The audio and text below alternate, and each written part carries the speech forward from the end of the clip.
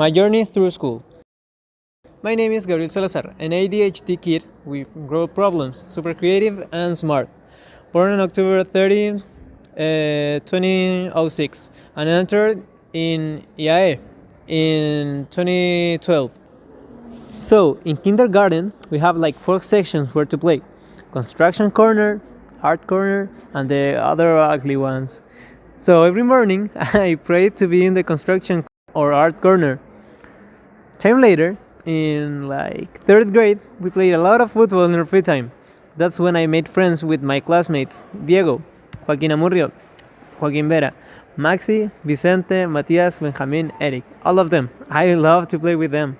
In 5th and 6th grade, Hero Squad was formed, as well as a little tension. But either way, it dissolved later. At the same time, Maximiliano had a fist fight with Vicente, where I don't know who won, but it doesn't matter at all. Maybe if they hadn't fought, Vicente wouldn't have left school. I have another memory when I was doing a project about creating news.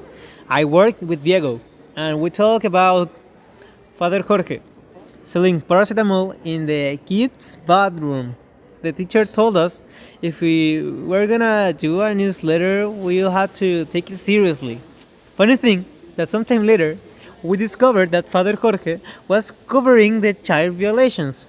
In 6th grade, I had my first real soccer match, and I was so excited about it. I didn't even score, but my mom bought me Messi's shoes, and I totally love them. By the way, thank you, mom, for doing your very best with me every time. By the way, remember that I told you I suffered the curse of ADHD?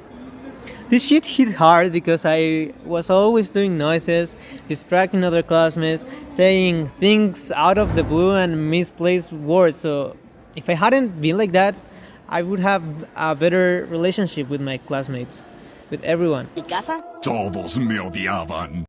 Later on, in 8th grade, arrived Rafaela and Benjamin. They will be more important in the future of this shitty story. I actually hate 8th grade because of the pandemic. I never could focus on the virtual classes. If I hadn't been playing or reading, I would have understood the classes.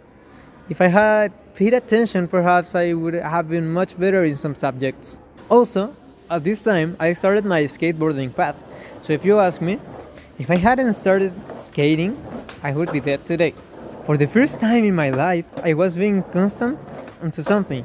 I always leave what I'm doing because I get bored or I'm a mess with my time management, but this wasn't the case. At 9th grade, I joined to a school activity called Conjunto, where I started playing the drums and I met Erika Lucas. We created Metro 60, Diego Avila, Eric Zumarraga, Lucas Ramos, and Gabriel Salazar. It was way better than I thought, because if I hadn't known what I preferred, I might have chosen to either act or play music, but I ended up choosing music. At the same time, I met Fernanda, that bitch. If I hadn't talked to her, I wouldn't have suffered, because she broke my mind. It's like when you put hella effort onto something and she just didn't care. She was like, I don't know, I'm a cheat on you.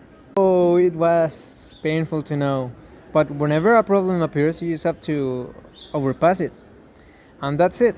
In 10th grade, I met Nicolas Faria, Diego Yarsun, and Benjamin Canales. If I weren't so social, I wouldn't introduce myself to them. I spent lots of time with Benjamin Canales, Diego, and Nicolas. I love to spend time with them, even though we weren't doing much. I also met Paz Torres. She knew me very, very well. I love to share my thoughts or anything that came into my mind, but she wasn't minding as fuck. Because of that, I couldn't even breathe, so I decided to cut ties. I also met Nix, and I tried to get closer as a friend, but it didn't work because of others' opinion about me. So it was pretty hard. At this time, I was thinking about being a musician. I was thinking like, I'm hella good, so I might play drums, and like creating a band. All I knew was that if I didn't become a musician, I wouldn't have to leave, but nothing really happened at all. So, in vacations, I was in Santa Cruz, and this is the most fucked up thing that I ever did. I was pretty drunk, like severe drunk, and I saw a pic of a pretty girl. If I hadn't been drunk, maybe I wouldn't have defined what I'm looking for. And in that moment, I thought, if she weren't going to be my partner, no one else would be. So, I decided to change who I was. Eventually, we got into 11th grade. And I sent her a DM. It kind of worked, but it was like, if she didn't respond to me, I don't know. I eventually talked with her face to face. Sadly for me, this didn't last longer than 2 months. I don't know. I was like, fuck it. I'm gonna do sushi with my arm right now. I actually discovered that I love cars, trucks, or anything with engineering. It was because of the fact that I'm super curious about how things work.